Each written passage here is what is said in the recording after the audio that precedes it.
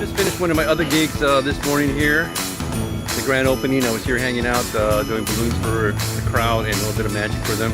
So tip number 4, let's see what's going on here and let's make it happen.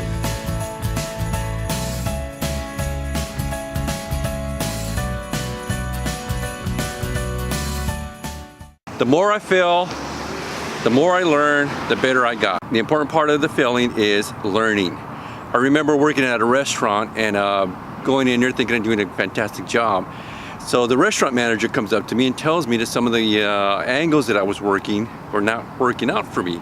I could have done one or two things. I could have kept performing at that level, or I could have fixed my errors and done better. Fail forward fast is all about learning from your mistakes. You're gonna make them. As long as you make the corrections to it, you're good to go. You're golden. Remember, fail forward fast. Holiday parties here, the big crowd. I'm doing some strolling today. So if you like what you see, give me a thumbs up.